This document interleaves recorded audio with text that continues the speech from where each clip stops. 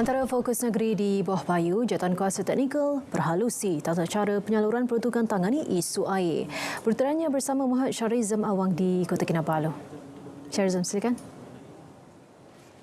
Ya Nurul, kerajaan negeri sedang menunggu penyaluran peruntukan RM320 juta yang diberi kelulusan oleh Perdana Menteri Datuk Seri Anwar Ibrahim sebagai bantuan menyegerakan pelaksanaan pelan jangka pendek menyelesaikan isu bekalan air di Sabah. Timbalan Ketua Menteri 3 Datuk Insinyur Syahelmi Yahya berkata, Jawatankuasa Teknikal telah pun bermesyuarat bagi memperhalusi tata cara penyaluran peruntukan tersebut. Walau bagaimanapun di peringkat negeri kita terus jalan dan usaha menstabilkan bekalan air yang saya berpendapat ianya sudah mula dirasai oleh sebahagian daripada penduduk di sekitar kawasan Kota Kinabalu, Tuaran dan juga Putatan. Datuk Syahelmi yang juga Menteri Kerja Raya ditemui media selepas merasmikan pelancaran Minggu Integriti Kementerian Kerja Raya KKR Sabah bersama jabatan dan agensinya di Kota Kinabalu. Tambah beliau, Jabatan Air juga sedang melaksanakan inisiatif segera untuk memulihkan dan menstabilkan bekalan air di negeri ini, khususnya di kawasan Kota Kinabalu, Tuaran dan Putatan.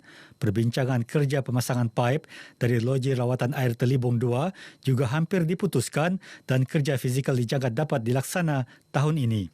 Sementara itu, mengenai Minggu Integriti KKR, Datuk Syahelmi berharap semua jabatan serta agensi di bawahnya dapat memantapkan dan membudaya amalan integriti.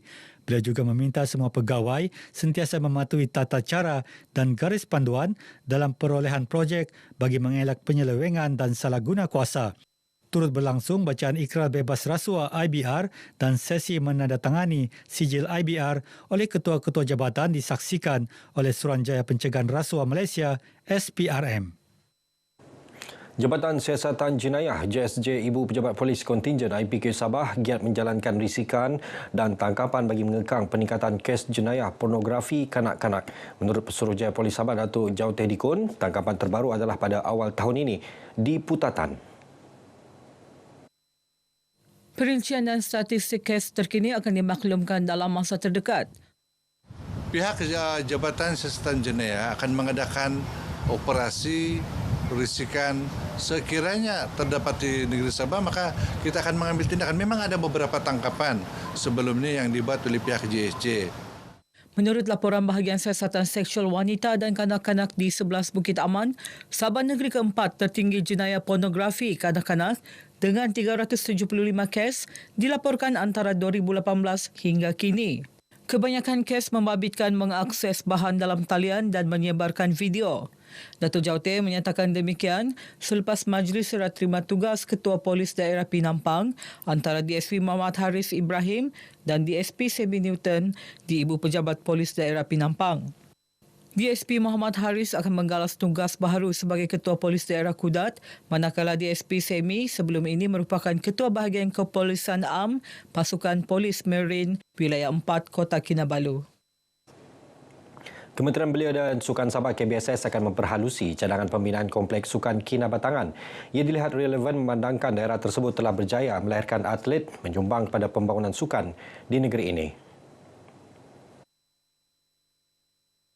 Pembantu Menteri Belia dan Sukan Datuk Fairuz Rendan berkata, perkara berkenaan bergantung kepada status serta keluasan tapak tanah dan sekiranya berjalan lancar dijangka dilaksana tahun depan. KBSS juga giat meneliti semula fasiliti-fasiliti sukan memerlukan pembaikan di seluruh negeri. Kita masih menunggu lagi lembaga sukan punya laporan.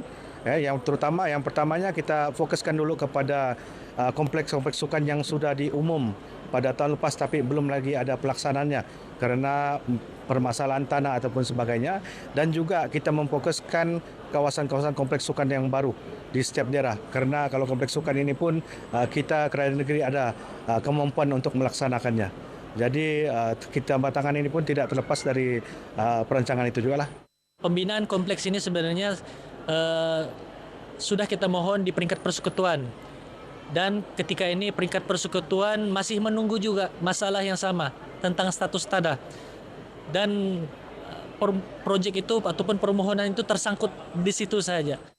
Mereka ditemui media dalam Majlis Rumah Terbuka Aidilaha, Unit Pemimpin Pembangunan Masyarakat UPPM Lamak di Kinabatangan. Turut disampaikan dalam majlis ini sumbangan kepada 800 asnaf dari 23 kampung sekitar Lamak serta kad kebajikan, katil pesakit terlantar di rumah dan pelajar cemerlang SPM daripada UPPM Lamak, Perbadanan Baitul Mal Negeri Sabah serta individu. Sistem pertanian moden menggunakan teknologi hidroponik, aquaponik dan vertigasi telah mula diadaptasi usahawan tani di daerah Penampang dalam penanaman sayur yang melibatkan penggunaan Internet of Things IoT yang membolehkan usahawan mengumpul, memantau dan menganalisa data ladang mereka secara efisien. Pengasas Farm Toko, Jared Thomas Wong berkata, penggunaan teknologi ini seiring dengan trend terkini iaitu penggunaan gadget untuk melakukan kerja secara dalam talian. Ia juga menarik golongan muda terlibat dalam pertanian moden berbanding pertanian tradisional sebelum ini. Adalah satu trend atau anak muda looking forward untuk benda-benda begini. So, saya percaya apabila kita pelbagaikan lagi sistem atau teknologi dalam sektor pertanian ini sedikit sebanyak, dia akan memboost atau dia akan menarik lebih ramai belia atau B40 untuk mencuri dalam sektor-sektor pertanian moden ini. Ladang ini turut mendapat insentif bantuan daripada Pertubuhan Peladang Penampang dan RISDA, antaranya Geran Agro Muda dan Geran Agro Makanan bagi meningkatkan hasil pengeluaran. Setakat ini, Farm Toko berjaya mewujudkan 10 rumah hijau sekitar daerah Penampang dilengkapi dengan sistem penanaman sayur berteknologi moden selain turut aktif berkolaborasi dengan agensi seperti Jabatan Pembangunan Sumber Manusia, Kementerian Belia dan Sukan Sabah untuk memberi kursus teknikal kepada belia serta golongan B40.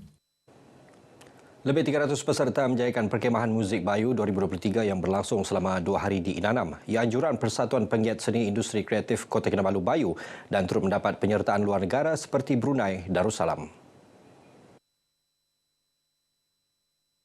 Program ini turut mendapat kerjasama Polis Diraja Malaysia dan Agensi Anti-Dada Kebangsaan AADK Kota Kinabalu.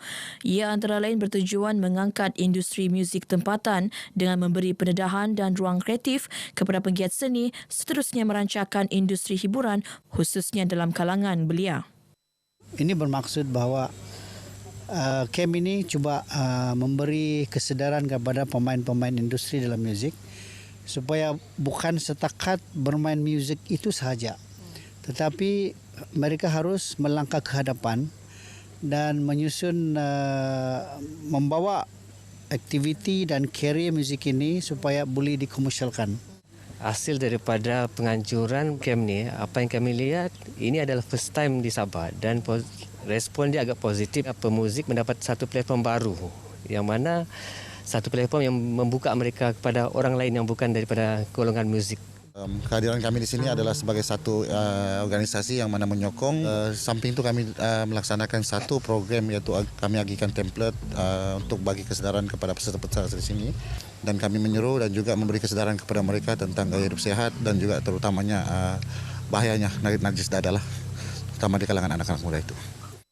Mereka ditemui RTM ketika penutupan program Perkemahan Muzik Bayu 2023 di Inanam. Program ini juga diharap diteruskan pada masa akan datang sekaligus menggalakkan penggiat seni untuk terus komited dalam bidang muzik dan menjana pendapatan secara positif.